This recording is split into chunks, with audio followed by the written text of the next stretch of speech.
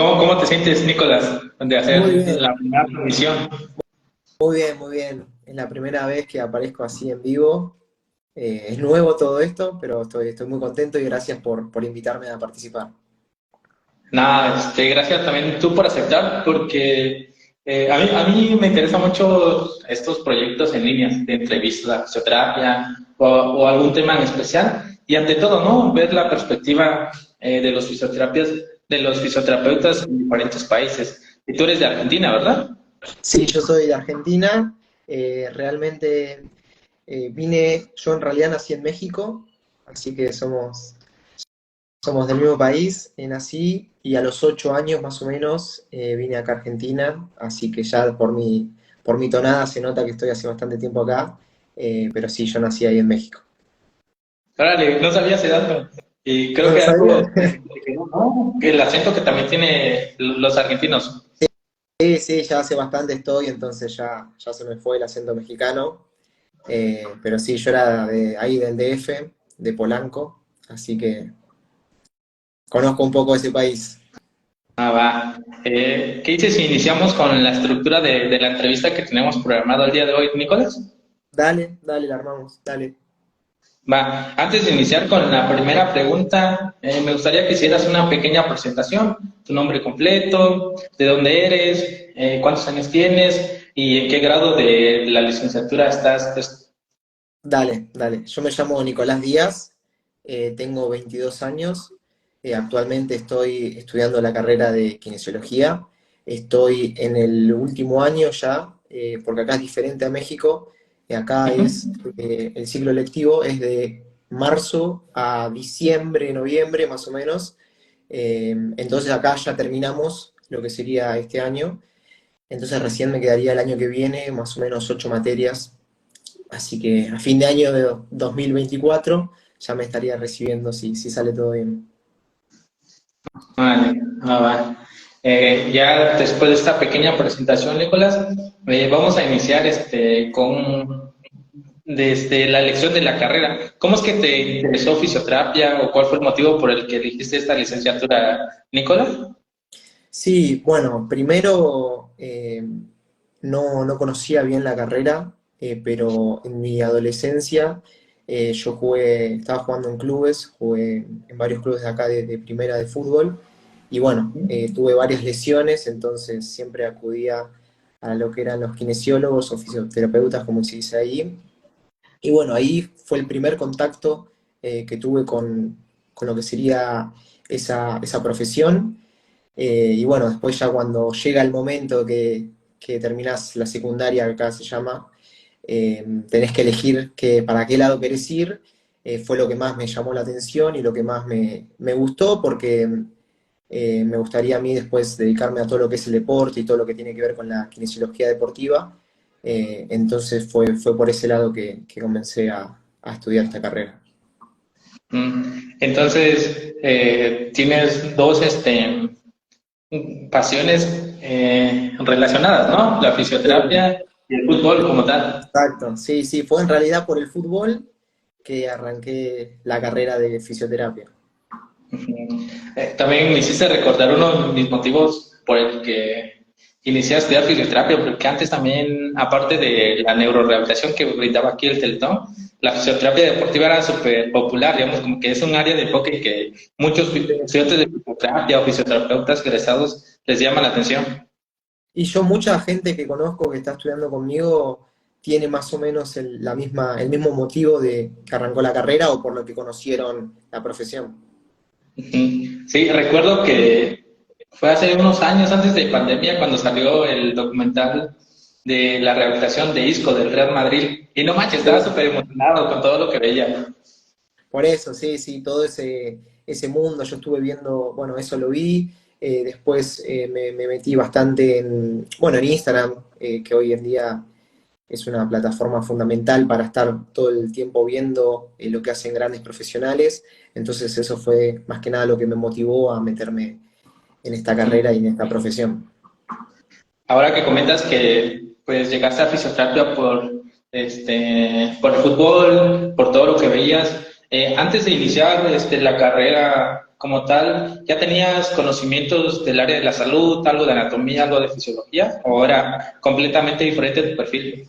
Completamente diferente mi perfil, porque yo en la secundaria, los últimos 3 años de secundaria, se divide en distintas ramas y yo había elegido económica, ¿sí? Todo el tema de economía, entonces nada que ver. Más que nada fui porque en ese momento, bueno, todos mis amigos elegían esa dirección y bueno, más que nada fue por eso.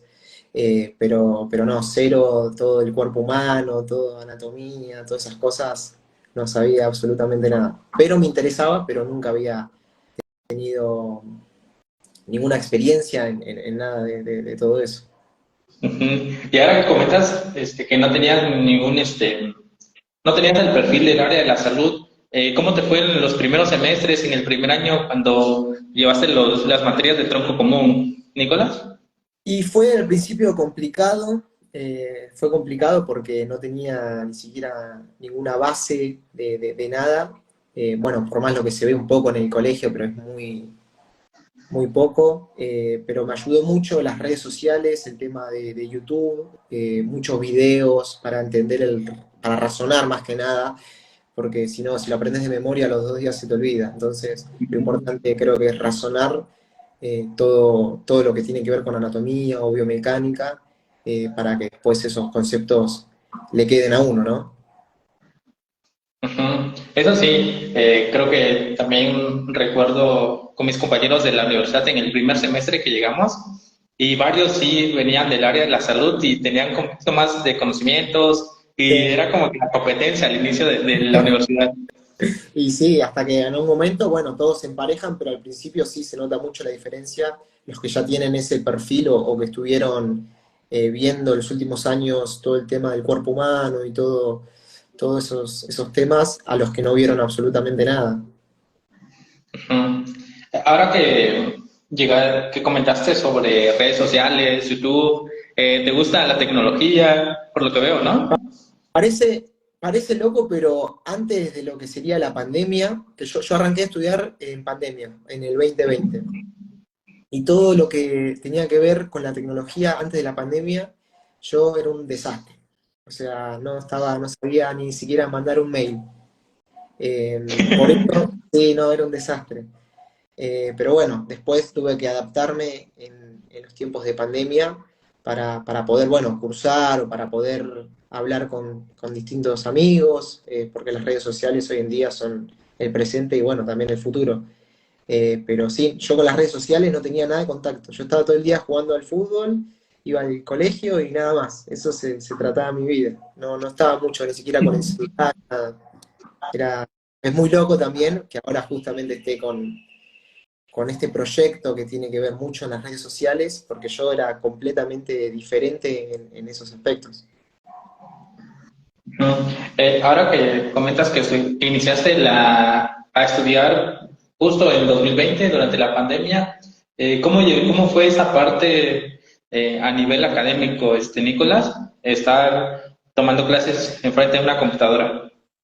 Primero fue complicado porque yo arranqué en el verano de acá, más o menos en febrero, era el curso de ingreso, y en esa época todavía no estaba la pandemia. Entonces era normal ir directamente a la universidad y bueno, hacer todo el curso de ingreso.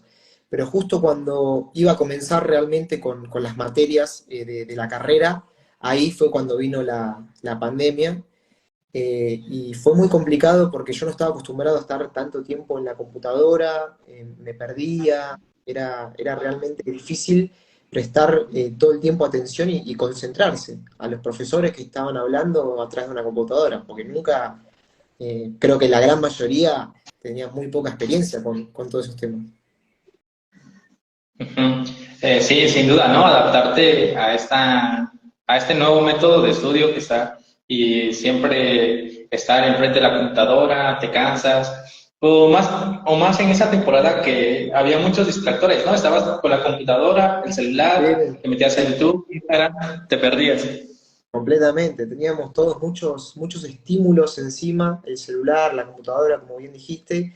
y era muy complicado realmente prestar atención a algo que ni siquiera yo entendía, que era todo lo que me estaban explicando de anatomía, no es que tampoco tenía una base, entonces era muy complicado seguir todo un hilo conductor.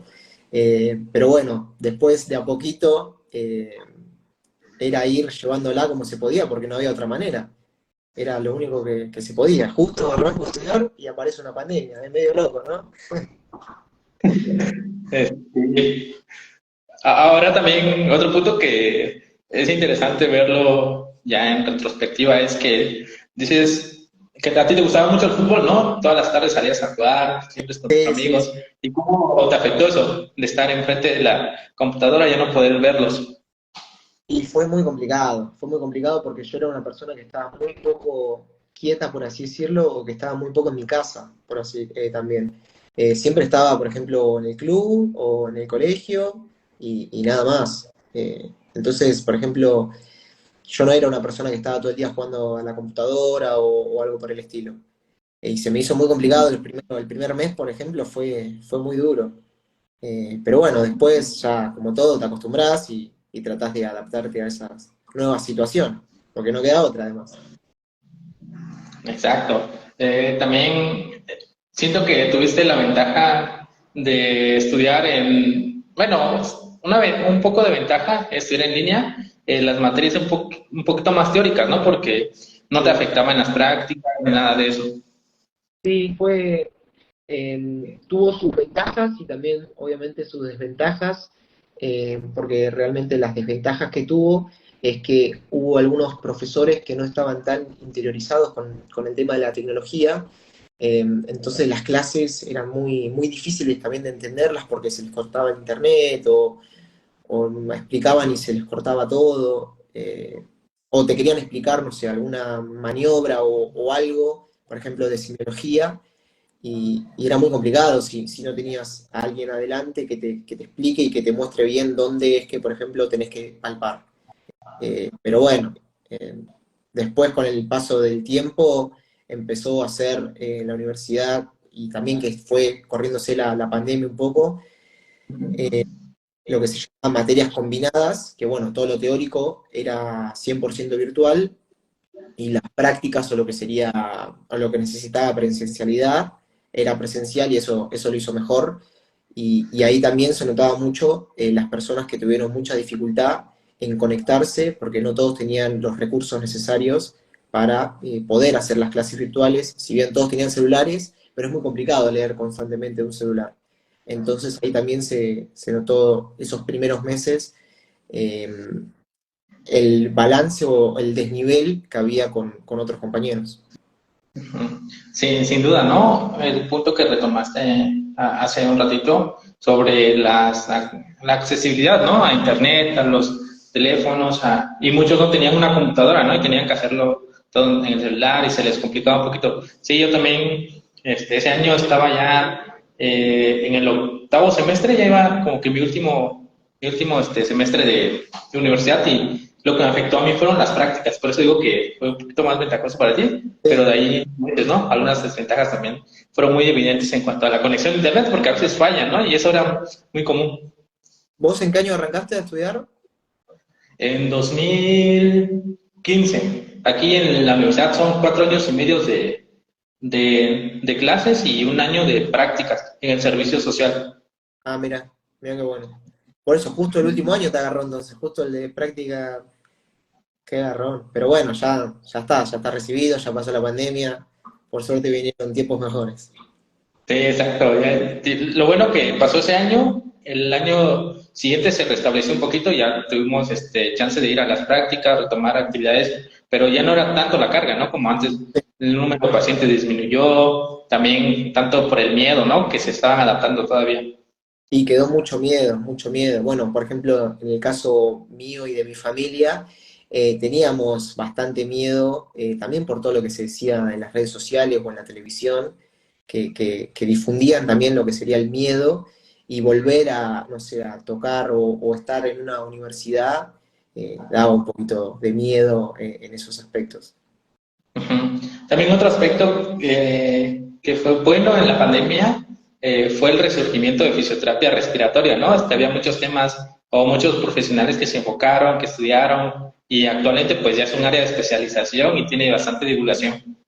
Sí, tuvieron un rol fundamental en la pandemia y también estuvo bueno porque le dio bastante visibilidad a lo que es el kinesiólogo, que bueno, hoy en día cada vez menos, pero sigue pasando que se relaciona a los kinesiólogos con que son masajistas y todos esos aspectos. Entonces la pandemia en ese sentido vino bien para darle visibilidad y que también están dentro de los hospitales y que tienen hoy en día un rol fundamental en todo el área respiratoria, en la internación, también en el piso. Así que en ese sentido vino bien para darle mucha visibilidad a todos los profesionales. Ahora que comentaste Todo de lado, que, ¿cómo ahora que es? comentaste de que los vicios son como relacionan mucho a masaje, ¿no? Y creo que es algo mundial. Sí, sí, mundial, sí, sí. Bueno, yo también tenía al principio, antes de meterme, ese concepto, porque realmente la sociedad lo inculcó así, por eso, bueno, es nuestra misión poco a poco sacar ese mito, ¿no? Todo esto, Ujú. la discusión y las redes sociales, hay que tratar de sacar todo eso. Bueno, Nicolás, regresando un poquito a la estructura de la entrevista que tenemos planeada, estamos hablando de los primeros semestres en la universidad, que te tocó en pandemia, y justo en este punto quiero abordar sobre tu método de estudio. ¿Cómo es que tú llevaste o sobrellevaste este año de pandemia? ¿Cómo estudiaste? ¿Cómo hiciste tus apuntes? ¿Tenías algún método en específico? Y método en específico, más, no tengo mucho. O sea, me gusta mucho, por ejemplo, primero leer todo. Por ejemplo, me dan un tema y me gusta leerlo primero todo. Después sí, quizás desglosarlo un poco en conceptos principales y todo eso. No soy mucho de escribir porque soy medio vago en eso. O sea, me queda mucho lo visual. Entonces, Ujú. uso mucho YouTube. YouTube utilizo mucho en que me expliquen o que me muestren o que me den otro punto de vista y yo compararlo con lo que estoy viendo. Eso me parece interesante y que es buenísimo, que lo visual te queda bastante. Y después, más que nada eso, leer y ver videos. Otra cosa, no, quizás algo muy puntual o si es un tema muy difícil, quizás ahí sí hago algún mapa conceptual o algo de eso, pero muy pocas veces. Más que nada videos y leer hasta entender y razonar más que nada. Ujú. Sí, lo fundamental, ¿no? En los primeros años y más viendo temas tan teóricos como anatomía, fisiología, Sí, de tener un libro de referencia y de ahí irte a algo visual. Creo que los videos de YouTube son una buena opción. Desde que entré a la universidad yo también buscaba canales y ayudan bastante, ¿no? Hay veces que el profesor no puede explicar muy bien el tema o no lo entiendes muy bien, pero hay videos que te lo resumen de manera muy sencilla. exacto, te lo resumen. O sea, primero obviamente yo recomiendo, antes de ver el video en YouTube, haber leído todo el tema o lo que te haya dado el profesor para que estudies, y después irse a los videos de YouTube, porque ahí vas a relacionar lo que vos leíste con lo que te explica en el video de YouTube, y eso te deja como todo un panorama más claro, que a mí me ayuda un montón. La verdad, o si no, también hay distintas aplicaciones, en este caso que nosotros podemos usar, que son gratis de anatomía. Eso también es fundamental. Ver, por ejemplo, las inserciones de los músculos, o temas de biomecánica, son muy buenas, que vos podés ver en tiempo real e ir manipulando constantemente con la aplicación, y razonando, porque si no razonás, es imposible. Todo el tema de la anatomía, aprendérselo todo de memoria, es muy complejo. Ajá. Ahora que comentaste de esta aplicación de anatomía Learning 3D, es un súper buen consejo, ¿no? Porque tal vez y piensan que son de pago, pero hay unas aplicaciones gratuitas y están súper buenas. Sí, muchas aplicaciones que te pueden ayudar. Bueno, esa que dijiste vos es buenísima. Después hay muchas más. Yo la que más uso es esa igual, la que dijiste vos, eh, porque está bueno porque también, por ejemplo, si apretás, no sé, algún músculo en particular, te explica o te da algo detallado de ese músculo, podés darle movimiento, o sea, hacer un gesto motor, por ejemplo, para biomecánica. Está muy bueno, la verdad que está muy completo. Y bueno, después hay aplicaciones para otro tipo de cosas, por ejemplo, para goniometría, ¿viste? Para medir ángulos, todos esos temas están muy buenos también en las aplicaciones. Ujú. Y justo recuerdo que estaba viendo un video de YouTube donde estaban explicando, creo que anatomía de hombro, y abajo dejaba el link para entrar a la aplicación y dije, de esta soy. Y de ahí siempre le he ocupado, hasta he hecho videos, he publicado un poquito de información sobre eso.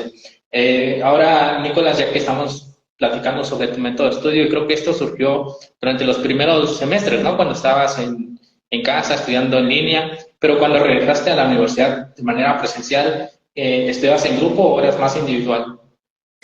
No, yo la verdad que siempre me gustó ser más, bueno, también porque justo arranqué en pandemia y no tenía con quién juntarme, quizás sea por eso, pero me acostumbré a estudiar solo, bueno, y a eso como te dije, y quizás sí, yo me hice muy amigo en la facultad de un compañero que, bueno, es médico chino, entonces tiene una base de anatomía, entonces quizás antes de algún examen o algo, intercambiábamos ideas o hablábamos un poco antes del examen, brevemente, unos 10 15 minutos, y bueno, ahí sí, eso sería el estudio antes del examen, ¿no? Compartir ideas con el otro compañero, pero después, no, generalmente estudio solo, me gusta concentrarme tranquilo y de esa manera me manejo. Vale, eres creo que de los primeros que dice eso, de que les gusta estudiar un poquito más de manera individual, porque a veces, bueno, yo también estudiaba como que la mitad con mis amigos, otra parte pues venía a mi casa a estudiar, y la ventaja es que estando solo como que te concentras más, administras bien, Sí, te administras el tiempo, ¿no? sí, pero quizás está bueno también estudiar en grupo para compartir ideas o que te expliquen un tema. Pero bueno, quizás no lo usé mucho yo porque justo arranqué en pandemia a estudiar. Ese primer año y medio más o menos que fue todo virtual, fue como un hábito, ya lo adapté de esa manera, empecé a estudiar así y bueno, después ya me acostumbré. Quizás si arrancaba directamente presencial, sí, tenía un grupo de estudio y era distinto, pero generalmente me manejo de esa forma. Ujú. Sí, creo que es una de las ventajas que tuviste al iniciar en pandemia, ¿no? Porque no conociste a tus compañeros, pero ¿qué tal ahora, ya que estuviste de manera presencial, hiciste amigos, conociste a tus compañeros? ¿Cómo te Sí, fue? bien, sí, conocí varias personas. Igual el más amigo que tengo es este que te dije, el médico chino, que se llama Alejandro, en el caso le mandamos un saludo. Con él también fue el primer episodio que hice sobre medicina tradicional china, eh, Ajá. pero principalmente él es el más amigo que tengo así en la universidad. Sí tengo varios compañeros que me llevo muy bien, eh, pero con él es el que más estudio o hablo más con frecuencia. Ya que comentamos esa parte del método de estudio, de cómo te fue en pandemia y de manera presencial, ahora coméntanos ya, sé que estás un poquito más avanzado en cuanto a los semestres, ¿cuál ha sido tu materia que más se te ha complicado y cuál consideras que es la más fácil actualmente? Creo que la más complicada por todo el contenido, o sea, es compleja. Obviamente anatomía eh, es una materia base de la carrera, es complicada, pero una vez que la entendés y empezás a razonar, se hace un poco más fácil y después la disfrutás. Y además es fundamental poder entenderla para después lo que lleva tu carrera profesional a futuro, ¿no? Esa fue la que más sufrí, por así decirlo, pero al mismo tiempo la disfruté una vez que la entendí. Y Ujú. después, una materia que no me gustó para nada y que la sufrí fue microbiología. Fue muy complicada. La profesora, la docente, era muy exigente, pero bueno, por suerte ya la pudimos aprobar y no la vemos. Sí, nada más con el nombre, ¿no? De la materia, microbiología está un poquito más complejo. Leer, entender los mecanismos. Sí, eso sí, sí, considero que también tiene su nivel de complejidad. Sí, después como todo, ¿no? Una vez que la entendés ya empezás a disfrutarla, pero al principio es chino básico, no entendés nada. Ujú. Ahora, que comentaste que regresaste a las clases presenciales, ¿te ha tocado prácticas, en clínicas, en hospitales, Nicolás? Sí, sí, sí. Ya ya tuve 2 años de prácticas. Nosotros arrancamos en tercer año a empezar a rotar por distintos lugares. En el tercer año rotamos más que nada todo lo que es hacia la comunidad. Por ejemplo, yo estaba en un barrio, en un centro, y bueno, no serían pacientes porque en realidad nosotros íbamos como a la plaza a fomentar o darle una promoción a la salud o brindar hábitos saludables o distintas charlas, todo hacia la comunidad. Eso más que nada en tercer año. Y después ya en este año, en cuarto año, ya sí o sí te toca ir o a un hospital o distintos centros eh, que ya no son de primera atención, sino de segunda. Por ejemplo, a mí me tocó un hospital, acá el hospital de Morón, que estaba todo lo que tenía que ver en el piso, viste, de internación. Y en la primer parte del año estuve en lo que sería todo de adultos y en la segunda mitad del año nosotros rotamos a todo lo que es neonatología y pediatría. Eso estuvo muy Vale. bueno, comparar cómo se trabaja de un lado, cómo se trabaja del otro, realmente fue muy lindo. Ujú. Cuando iniciaste tus primeras prácticas en cuanto al servicio comunitario, creo que es fundamental. Bueno, yo ahora que he terminado el diplomado de fisioterapia en pacientes con problemas cardiorrespiratorios, algo que comentaba mucho en el diplomado y fomentaba, ¿no? A que los fisioterapeutas deben hacer esta parte de prevención, dar información, ¿no? De los hábitos, el ejercicio, la alimentación. Creo que es un pilar fundamental en cuanto a nuestra área de fisioterapia o rehabilitación física.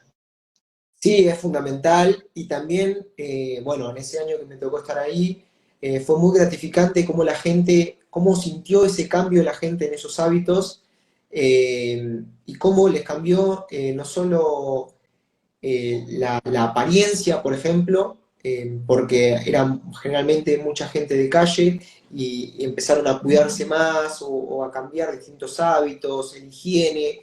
Y vos, por ejemplo, si lo veías de mitad de año y los veías a esa misma persona a fin de año, eran dos personas completamente distintas, tanto en hábitos, en higiene, en autoestima.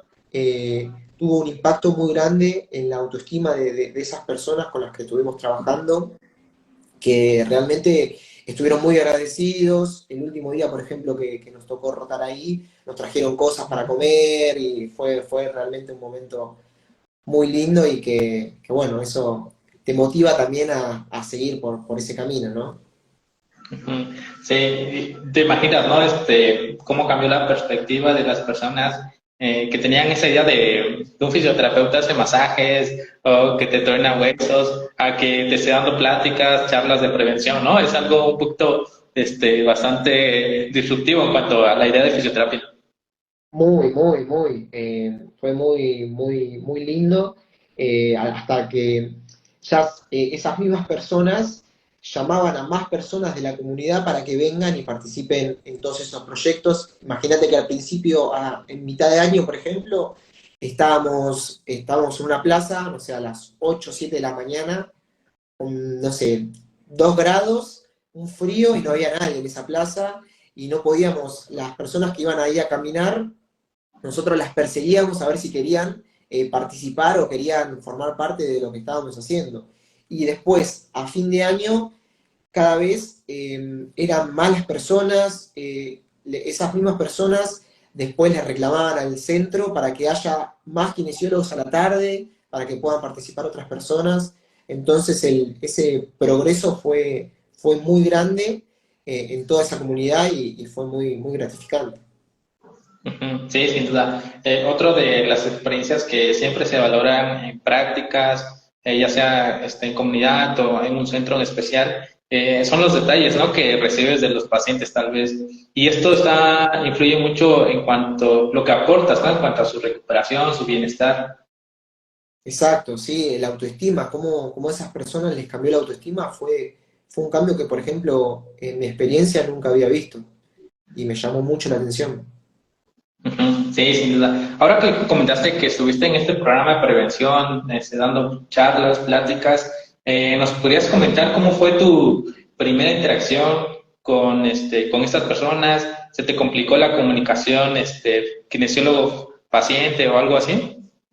Bueno, al principio siempre es complicado al no tener ese contacto con lo que sería el paciente o con otra persona, de vos con ese rol de kinesiólogo. Es complicado la primera persona, pero bueno, yo siempre fui una persona que le gustó hablar o que era medio caradura, por así decirlo. Ujú. Entonces no se me dificultó tanto, quizás como otros compañeros que sí eran más tímidos. Pero bueno, siempre es complicado y bueno, también nosotros tratamos o trabajamos con personas que cada una es diferente y no a todos los puedes tratar igual, entonces también hay que lidiar con todo eso. Pero por suerte bien y me gustó, me gustó. Yo tenía miedo quizás en cómo iba a reaccionar yo frente a otra persona y la verdad que fue positivo eso. Y desde el otro lado también tuvieron una buena respuesta hacia mí, por suerte, entonces como que fue algo lindo. Ujú. Es algo que comento con los invitados que he tenido de aprovechar las prácticas clínicas que te dan la universidad, ¿no? Porque es un proceso que sí o sí debes pasar y aprender, ¿no? A comunicarte con las personas. Como dijiste, ¿no? No todas las personas son iguales, tienen diferentes como que perspectivas o hasta eso, ¿no? El estado de ánimo influye mucho cuando tú te presentas con el paciente. Sí, exacto, exacto. Y más en ese lugar que eran em, personas quizás que no tenían tantas ayudas o que, por ejemplo, no sé, el Estado o las ayudaba, entonces quizás uno al principio como los quería obligar a participar y primero estaba el rechazo, obviamente, hasta que después es importante entrar en la confianza con esas personas para después sí quieran participar y bueno, se dan cuenta que es en beneficio de ellos todo lo que estamos haciendo. Exacto, o darles a entender, ¿no? ¿Cuál es el objetivo de la prevención y ante todo, ¿no? ¿Cómo va a influir en un futuro en ellos? Sí, exacto. Ujú. Ahora Eh, que comentamos esta parte, bueno, que ya pasamos esta parte de kinesiólogo en la comunidad, comentaste, ¿no? Que te tocó un hospital y tuviste estas dos partes, ¿no? La pediatría y la geriatría, que son ápices diferentes, ¿no? ¿Cómo te sentó pasar de la comunidad a un hospital? Y ahí sí fue complejo el cambio, porque obviamente en la comunidad las personas están sanas en ese sentido, ¿no? En cambio en el Ujú. hospital, cuando tienen alguna lesión o alguna enfermedad, es complejo y sí sentí ese impacto de primera vista. Eh, pero bueno, después ahí sí se me complicó hablar más con el paciente porque se encuentra situación, está en otro contexto. eh, pero bueno, siempre hay, para eso está también la profesora o profesora y profesional, para que te vayan guiando y explicando cómo es el trato y cómo te tenés que manejar en esas situaciones. Ujú. Sin duda, ¿no? Es algo interesante estar en un hospital, también todas las áreas que influyen o interactúan en cuanto a la rehabilitación del paciente, ¿no? Pues te topas con enfermeros, médicos, Sí. terapeutas ocupacionales, y cómo fue el trato con ellos, la comunicación. Y todo el tema de adultos fue más fácil en el sentido de que son personas más grandes y que pueden hablar con vos. Ujú. En cambio, lo que me pasó en pediatría es que ahí no podés comunicarte obviamente con el nene porque son chicos, y está la mamá. Y la mamá en esos momentos está muy tensa o no, no está, por así decirlo, tranquila, entonces es complejo hablar o tratar de explicarle algo a la mamá o que le vas a hacer algo, porque obviamente, bueno, es su hijo y quiere también que sea el profesional el que esté ahí con su hijo y no un estudiante. Se puede ver eso, cómo te miran o cómo te hablan, pero bueno, es acostumbrarse y tratar de hacer todo lo mejor posible, siempre escuchando al profesional, ¿no? Al profesor. Pero se siente esa tensión, ¿no? Esa mirada. Me pasó algo similar a ti, Nicolás. Justo me tocó primero una serie de pacientes geriátricos, eran una casa hogar donde pues brindaban el servicio de terapia física y con ellos pues tal vez si te decían no, ¿no? No querían hacer este ejercicio, no querían hacer la dinámica, tal vez porque decían mal, resfriados o el clima influía, ¿no? Pero ya cuando te toca con niños es súper complejo y ante todo, ¿no? Están ahí los papás pendientes, observándote, preguntándote, ¿no? Pues es normal, ¿no? Que están como que pendientes de ellos, pero hay algunos padres que son muy sobreprotectores, ¿no? Y eso influye también en cuanto a la represión de sus pacientes. Sí, ahí en el hospital me tocó ver los dos extremos, unos padres que son sobreprotectores demasiado y los padres como que no están tan apegados con los hijos. Bueno, también me tocó ver eh, bebés que están ahí por algo más que nada social y no porque tengan algo patológico o alguna lesión, sino por causas sociales, y entonces eso también me llamó la atención porque yo nunca había prestado atención desde ese lado, ¿no? Cómo podía una persona estar en el hospital sin que le pase nada, sino por una causa social. Ah, ya veo. ¿Y no te impactó ver a este tipo de pacientes o a esta etapa, ¿no? En cuanto a la neonatología, ¿no sentiste miedo a interactuar con ellos, cargarlos, manipularlos? La verdad que no, la verdad que no, no me dio miedo. Quizás el primer bebé me daba más miedo la madre, que cuando me miraba, cuando estaba tratando de manipular al bebé. Y con los adultos, no, tampoco, no me dio miedo. Sí me dio impresión, una vez había un señor grande que tenía más o menos 65 años, que se le había infectado la parte de atrás de la rodilla, el hueco popliteo, entonces le habían hecho una intervención quirúrgica y le dejaron abierto toda esa zona para que drene todo el pus que tenía. Entonces, la profesora nos mostró cómo se encontraba esa zona y eso sí dio impresión porque se veía todo, era terrible. Pero bueno, me gustó porque, o sea, me dio impresión y al mismo tiempo me gustó porque jamás imaginé que iba a poder ver algo así. Se veían, por ejemplo, los músculos, era muy, muy llamativo. Ujú. Sí, sin duda, ¿no? Y creo que todos tenemos una historia similar, ¿no? Donde te sorprendes al ver la vida, el mal proceso de cicatrización, y te impacta, y se te queda grabado muy bien.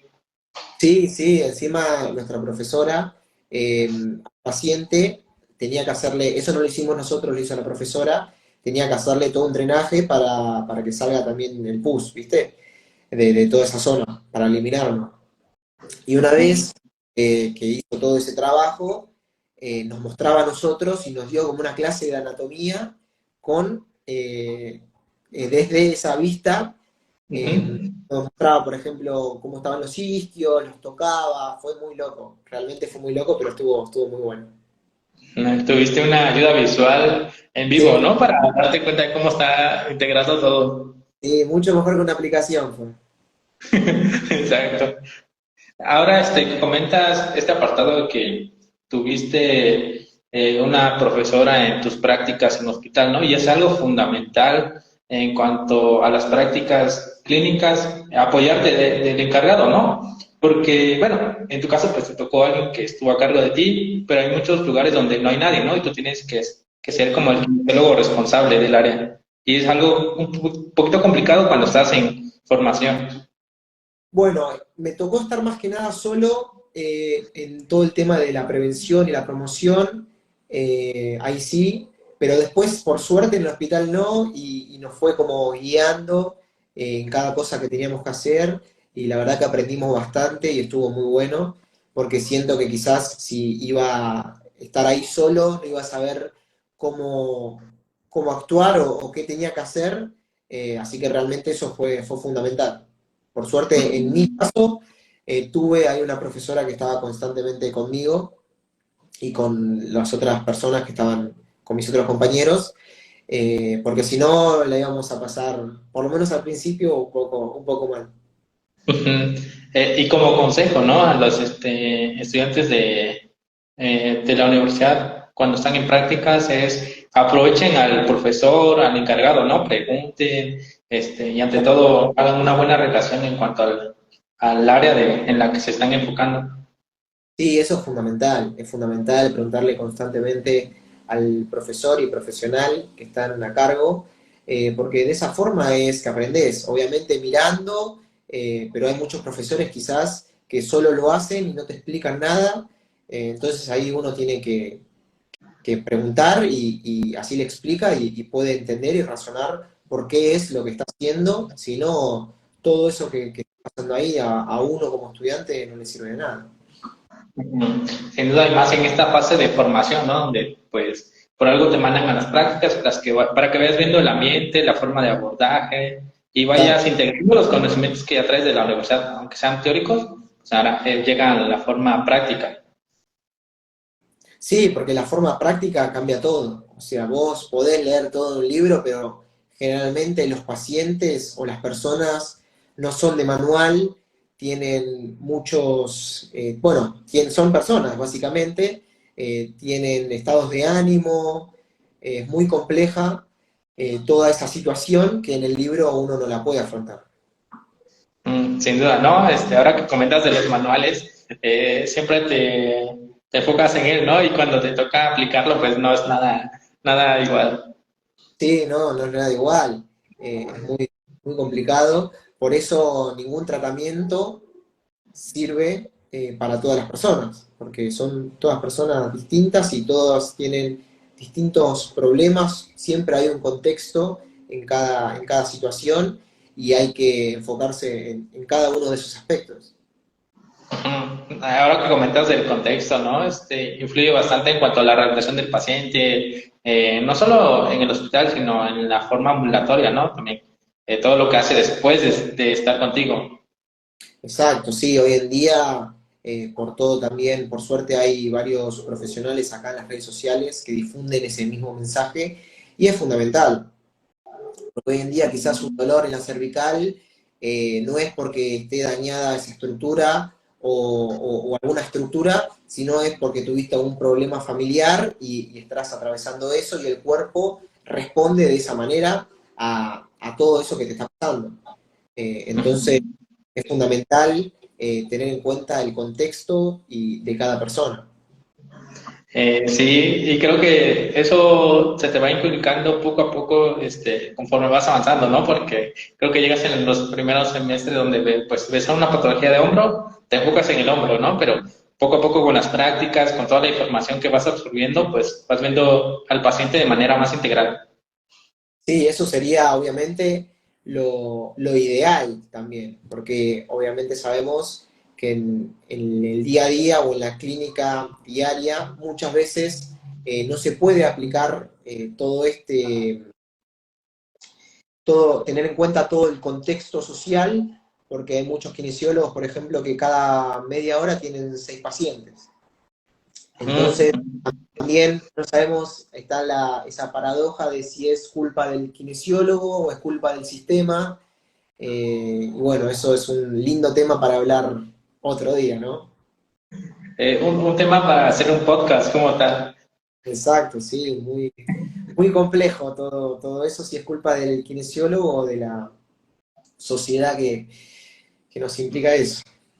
Ujú. Bueno, Nicolás, ahora que ya comentamos tus prácticas clínicas, que tuviste estas dos formas, ¿no? De estar en la comunidad, en el hospital, llegando a este punto, Ahora, ¿cuál es el área de enfoque de la kinesiología que más te gusta o te gustaría enfocarte en un futuro? El área que más me gustaría enfocarme, más que nada, sigo desde el principio hasta antes de arrancar la carrera, que es todo lo deportivo. Estuve Ujú. haciendo también varios episodios y escuchando a distintos profesionales todo el tema de su experiencia o cómo trabajan día a día y me motiva mucho meterme en todo ese camino. Y también me gusta bastante todo lo que es terapia manual. Yo este año justamente tuve técnicas 2 y de profesora tuve una profesora que es kinesióloga y hizo la carrera de osteopatía. Entonces nos hizo mirar, como que nos dio otra mirada con respecto al cuerpo y a las lesiones que me gustó bastante, la verdad. Ujú. Y está súper bien, ¿no? Que no hayas cambiado como que de enfoque, siempre vas a permanecer en lo deportivo y también tiene ese contraste, ¿no? De que te vas a enfocar en algo súper dinámico, que es ejercicio, estiramientos y algo un poquito más pasivo, ¿no? Que son terapia manual, como que vas a unir esas dos partes. Sí, sí, eso es lo que me gustaría hacer acá en algún futuro. Y porque la experiencia que tuve en el hospital, si bien me gustó, no me vi en el futuro haciendo eso, estar quizás en un lugar encerrado. Mi idea lo que me gustaría hacer en el futuro es quizás especializarme en todo lo que es el ámbito deportivo y después poder empezar a trabajar quizás en algún club o algo de eso por acá en Argentina. O quizás en México, quién sabe, ¿no? Sí, sin duda, ¿no? ¿Quieres regresar a las canchas? Sí, sí, lo más cerca que se pueda estar en una cancha, ahí voy a estar. También ese fue uno de los motivos por los que quise comenzar esta carrera, para estar ahí cerca del deportista o del futbolista, que la verdad que es lo que más me gusta. Ujú. Ah, qué bueno, Nicolás. Y espero que en un futuro pues ya te vemos como kinesiólogo deportivo, ¿eh? Esperemos, esperemos. Ujú. Ojalá que sí, Va. y bueno, voy a visitar a México. Sí. Bueno, Nicolás, ahora que terminamos este apartado un poquito más personal, ahora vamos a enfocarnos en cuanto a tu proyecto aquí en redes sociales. Y al igual que yo, tú tienes un podcast, ¿no? Que iniciaste este año, que tienes algunos invitados, ya está distribuido en diferentes plataformas. ¿Nos podrías comentar cómo surgió la idea de crear un podcast? Sí, bueno, principalmente no tuve nunca la idea de hacer un podcast. Yo primero me había armado Instagram porque quería tener directamente un Instagram dedicado a tener yo contenido de distintos profesionales o del ámbito de la salud, todo el tema de kinesiología o de, por ejemplo, de algunos entrenadores.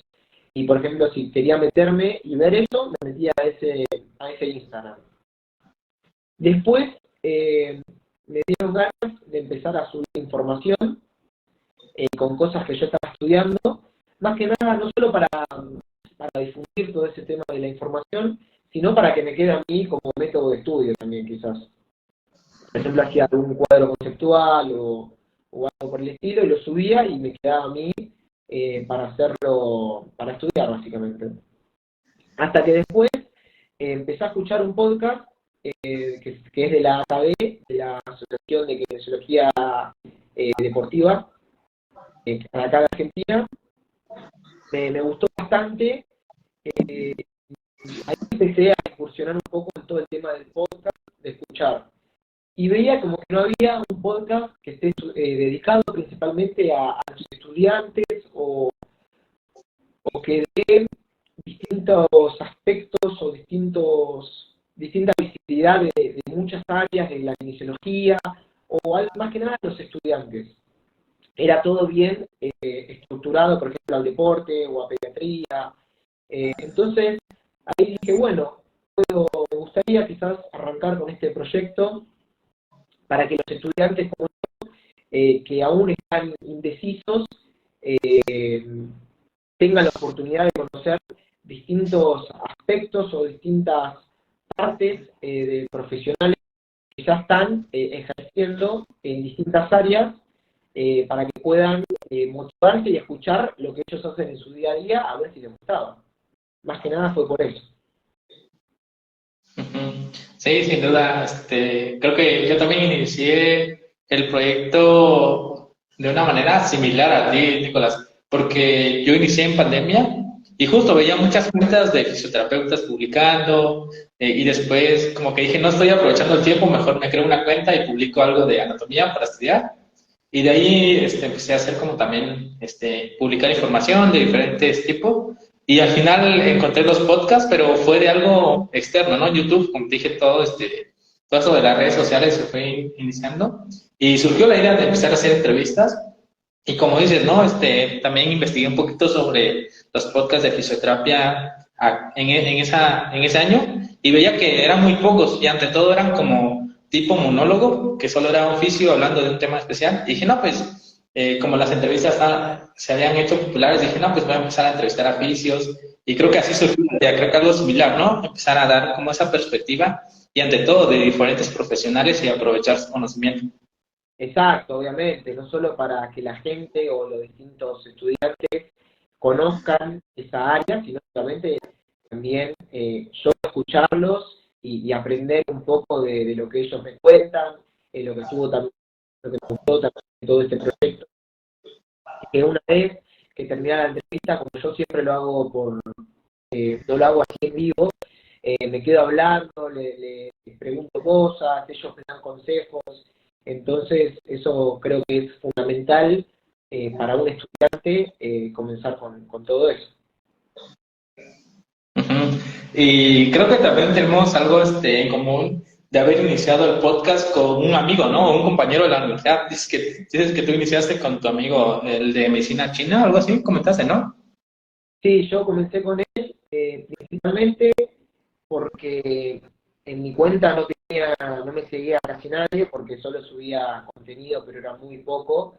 No sé, tenía 100 personas y a los profesionales que les mandaba mensaje ni siquiera me contestaban o quizás no me creían que iba a hacer un podcast porque obviamente no había nada en ese perfil. Entonces lo mejor que me pareció fue arrancar con un amigo, también para entrar en confianza y ver cómo funcionaba todo este nuevo mundo. Así que más que nada fue por eso que arranqué con un amigo y eso me ayudó mucho para sacarme quizás ese nerviosismo de estar con un profesional, ni siquiera conocerlo, y que sea el primero, eso me ayudó bastante. Ah, también eso coincido contigo, de que si vas a iniciar una entrevista, un podcast, es súper bien, es súper bueno, ¿no? Que inicies con alguien que tienes confianza. Y ¿sabes lo que a mí me animó a hacer los primeros 10 episodios? Fue que entrevisté a fisios que estaban en servicio social en su último año, o eran estudiantes, y como que dije, ah, pues estamos como que en el mismo nivel, podemos platicar de cualquier cosa en cuanto a la escuela, y como que eso impulsó después entrevistar a más profesionales. Sí, por eso, para mí es fundamental primero comenzar con alguien conocido para que uno esté tranquilo también y que para que vayas disfrutando a lo largo de toda esa entrevista o ese episodio y que no se te haga tedioso el estar nervioso o a ver qué me va a contestar o si hice una buena pregunta, es fundamental arrancar con alguien que ya conoces. Ujú. También pasa algo similar con el estudio, ¿no? Hace rato comentamos que pues es súper bueno que tú leas, que tengas toda esa base teórica y es muy diferente llevarlo a práctica. Y en el podcast me pasó algo similar porque yo antes de iniciar las entrevistas yo veía como dos, tres podcasts y siempre decía, lo voy a hacer, pero ya cuando estás enfrente de la transmisión, de la cámara, a veces como que tienes ese nerviosismo, ese miedo, ¿no? Creo que también hay algo súper común en algunos entrevistados que iniciaron su proyecto en redes sociales es el miedo, ¿no? A lo que dirán los demás. Y creo que eso te limita a veces. Sí, obviamente, el miedo, la incertidumbre de cómo va a funcionar, pero yo creo que todos tenemos que tener en cuenta que siempre van a haber errores, que siempre van a haber algún inconveniente, que uno va a ir aprendiendo de todos esos errores. Por ejemplo, en mi caso, en la primera entrevista que hice con este amigo, Bueno, salió todo perfecto, hablamos todo muy bien, y después cuando voy a editar toda esa entrevista o a pasarla a lo que sería el audio, mi voz no se escuchaba. Entonces lo que yo tuve que hacer es, durante media hora, pasar todo lo que yo le pregunté o acordarme todo lo que yo dije, y fue complejo. Pero bueno, gracias a eso aprendí y después no me pasó más. Pero sí, hay errores, por eso es fundamental arrancar con alguien que conoces. Porque si no, después nunca arrancás, porque uno piensa que la primera entrevista o el primer episodio va a ser ideal, y eso realmente nunca pasa. Siempre va a haber algún inconveniente. También sirve como consejo lo último que dijiste, ¿no? No esperes a que estés 100% decidido a hacerlo, ya con un 80 o 60, pues en la marcha vas aprendiendo poco a poco. Exacto, sí, porque nada al principio te va a salir perfecto. Lo importante es arrancar con lo que tengas, y nada, ver cómo, cómo va todo e ir solucionando en la marcha. No queda otra. Si no, nunca vas a arrancar. Sí, ahora retomando el tema de los invitados, comentaste que iniciaste con alguien que tenías confianza, con el que conocías, y sigues de ese apartado, ¿no? De invitar a más personas a tu proyecto, hacer una charla, una entrevista. ¿Cómo es ese proceso, Nicolás? ¿Cómo invitas, cómo seleccionas a los entrevistados o a los participantes? Bueno, al principio fue más que nada eso, con las personas que tenía más confianza, que eso fue el primer episodio. Y el segundo episodio también fue con una persona que tenía bastante confianza, que era un profesor que había tenido en una materia de farmacología, que él es médico, y también tenía otras cosas, por ejemplo, él trabajaba mucho sobre el Reiki y distintas cosas. Ujú. Entonces, sí, para que hagamos un episodio, y me dijo que quería hablar del Reiki, que obviamente no es lo que yo quería dedicar mi podcast, pero bueno, necesitaba gente para que podamos, para hacer más episodios y llegar a más gente. Entonces, bueno, arrancamos con él, el segundo episodio, que salió muy bueno. Él es un genio, le mandamos un saludo también a Alfredo. Y después, bueno, a medida que ya tuve, por ejemplo, 2 episodios y la gente ya veía en Instagram, tenía un poquito más de seguidores, ahí sí empecé a mandar mensajes a los profesionales que Ujú. estaba siguiendo, ¿no? Y bueno, el tercer episodio ya fue con un kinesiólogo que hicimos sobre quinifilaxia, y a partir de ahí ya fueron todos kinesiólogos que yo les hablaba, o hubo algunos, estuvo muy bueno y me sorprendió bastante, que me hablaban ellos que querían participar, así que eso fue muy gratificante. Ujú. Y creo que eso te hace sentir bien, ¿no? O un poquito contento de que pues a alguien le interese tu proyecto, quiera participar, te pida la oportunidad, ¿no? Sí, sí, eso fue, yo cuando vi ese mensaje no lo podía creer, de estar rogando que participen, o porque yo entiendo a los profesionales, porque cada uno tiene una vida, cada uno está en su proyecto, tiene una familia quizás, entonces contestarle a un estudiante que hablemos, que lleva cierto tiempo, es complicado. Por eso nunca me enojé o mandé algún mensaje, viste, después que me claven el visto o algo de mala onda, porque yo entiendo cada situación en particular. Pero sí, fue muy gratificante cuando te empiezan a mandar mensajes, primero de que les gusta todo lo que están haciendo, y después obviamente que quieren participar.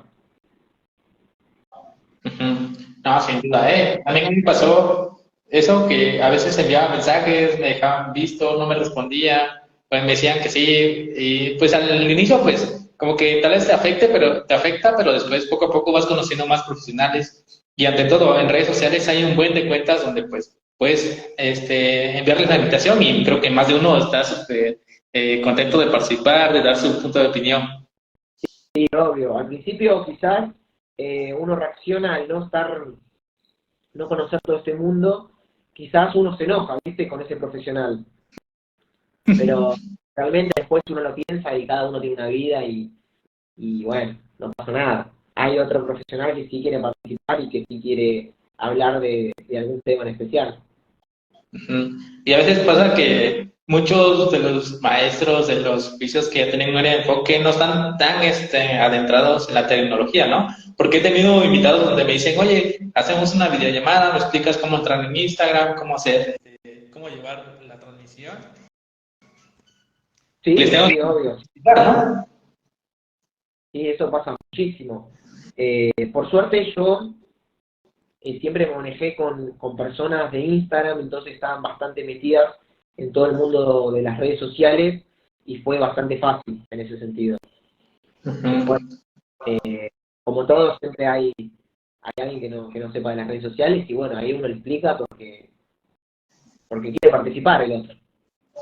Ujú. Ahora que ya estamos hablando del podcast como tal, Nicolás, Sí, antes de iniciar el podcast dices que hiciste una pequeña investigación, ¿no? De cuáles eran los profesionales que hacían ese tipo de contenido. ¿Tuviste algún referente o alguien que te inspiró a realizar este proyecto? o sea, un referente en el sentido de hacer podcast, Ujú. no tuve. Sí, quizás todo lo que tiene que ver con la AKD, como te mencioné antes, que hacían los episodios, pero sí quizás un referente profesional que se llama Fernando Pérez, que por suerte tuve el agrado de hacer un episodio con él que salió muy bueno, todo de PNI clínica. Él realmente sí es un referente porque me gusta toda la visión que tiene y cómo trata constantemente de actualizar no solo a él, sino bueno, a toda la gente que lo sigue, y eso me parece fundamental para fomentar que constantemente todos los kinesiólogos estén actualizados. Ujú. Ah, vale, vale. Sí, y también esto es común, ¿no? Porque no hay tantos podcasts que estén eh, emitiendo episodios cada semana, o hay podcasts que suben cada mes o cada 2 meses, ¿no? No son constantes y pues es difícil encontrarlos y como tal, pues dejar que sean como una influencia. Ahora, ya estamos comentando del podcast, de la publicación. Sé que lo subes en Spotify, pero ¿cómo grabas las entrevistas? ¿Qué programas de edición utilizas, Nicolás? Bueno, yo las entrevistas las hago por Google Meet, o sea, le mando el link Ujú. a los invitados, ellos, ahí hablamos un poco primero antes de empezar a grabar. Lo que hago es grabar la pantalla, básicamente, con una extensión de Google, básico, gratis, fácil. Bueno, ahí grabo toda la entrevista, donde después, una vez que ya terminó, ese video lo convierto en audio con una aplicación de Google también gratis, que es convertidor de video a audio. Acá también estoy diciendo para todos los que piensa que es quizás complejo o no es económico hacer todo esto, todo es gratis. Yo la verdad que me manejo con todas las cosas que son gratis y son fáciles de usar. Bueno, ahí convierto el audio, entonces tengo el video y el audio. El video lo uso para después hacer algún clics en Instagram y el audio lo paso a una aplicación que se llama Soundcaster, que esa aplicación es gratis también y sirve mucho para editar todo, que está muy bueno también porque tiene algunas herramientas que te hacen hacer, por ejemplo, te deja editar como si fueses un productor, por ejemplo, la música, y que, bueno, por suerte yo pude hacer la introducción mía de la canción, la pude hacer yo, que me parecía copado que tenga eh, esa iniciativa de hacer mi propia música de intro. Y Ujú. bueno, ahí ya con eso, ahí edito todo el audio y eso lo uso después para subir a Spotify, ¿no? Uso la plataforma Soundcaster, Podcaster, perdón, de Spotify. Y después, Ajá. con el video, para subir las cosas a Instagram, básicamente uso Canva también, que es gratis. Así que es muy fácil. Lo que hago, que al principio sí me costó, tardar mucho en editar, en hacer los videos, pero por suerte ahora ya tengo todo estandarizado, básicamente, y no trabajo ahora, porque ya tengo todo estructurado de cómo voy a hacer cada cosa. Sí, y lo más importante acá es que hay muchas herramientas gratuitas, ¿no? En Internet que puedes aprovechar para hacer tu proyecto, no solo hablando de podcast, sino para hacer imágenes, publicar, hacer historias, promocionar tu trabajo. Y es bueno que, pues, como diste todas las herramientas que tú utilizas, pues si alguien quiere utilizarla, pues nada más que lo investigue cómo adaptarse, ¿no? A ellas, como decías, tal vez al inicio te costaba mucho editar, subir el audio, no sabías cómo redactar la descripción de las entrevistas y es algo que es bonito, ¿no? En el proceso vas aprendiendo, vas agilizando los procesos y al final ya tienes como esas plantillas que ya nada más copias, pegas, subes y se te va generando contenido poco a poco. Sí, al principio tardaba una eternidad y me complicaba porque yo me comprometía con esos profesionales que los iba a subir en cierta fecha. Por más que no pasaba nada, que lo suba después, yo sentía como que faltaban mis palabras y no lo hacía. Entonces me llevaba bastante tiempo porque a veces se me borraba o tenía que hacer otra cosa y se me cortaba el audio. Fue complejo, pero por suerte ya tengo todo estandarizado y está bueno también decir esto, que esto es gratuito y no hay que descargarse nada. Sí tuve que investigar bastante en YouTube a ver cómo podía hacerlo, qué plataforma podía hacer. También por suerte tuve un amigo que él subía podcast, pero él está estudiando periodismo, entonces era como desde otro lado, era más como entrevistas. Pero él me explicó, por ejemplo, cómo usar para subir a Spotify, Podcaster, él me mostró todo eso. Pero bueno, después todo lo demás de convertir el audio, el video, editar, eso fue todo gracias a YouTube también. Sí, sin duda aprovechar esta ventaja que nos da Internet, ¿no? Con todas los videos, los tutoriales, y si también te interesa hacer un podcast, pues invertirle un poquito de tiempo, ¿no? Investigar exactamente cómo utilizar cada plataforma, cómo distribuirlo, y eso habla mucho de ti, ¿no? De que si te gusta hacer este tipo de dinámicas, este proyecto, lo tienes más que un hobby porque pues te centras un poquito más, ¿no? Sí, sí, pero es fundamental, creo, para todos los que están arrancando al principio, meterse de lleno y estar a full con todo eso, para que después sea más sencillo todo lo que va a pasar y bueno, obviamente vas a ir aprendiendo nuevas herramientas, quizás vas descubriendo. Yo al principio no grababa con Google, yo hacía por Zoom y no se veía tan bien después en la definición, entonces cambié a Google Meet. Por eso también es constantemente tratar de aprender, bueno, obviamente de equivocarse, y bueno, y seguir, y si no, si conoces a alguien que te pueda ayudar en algún aspecto como tuve yo, pedir ayuda, obviamente. Sí, sin duda. Si no, pues buscarlo en internet, ¿no? Un video siempre ayuda. Todo ahí. Bueno, ahora que ya comentaste ese apartado de cómo editas, cómo grabas, y hago una analogía con los reels, a veces que te tardas en hacer un reels de 10 segundos, 15 segundos, pero atrás hay un trabajo de una hora, hora y media, ¿no? Sí, Y es igual con los podcasts, es poco a poco. sí, ni hablar. Los reels, eso es algo que también se me complicó bastante.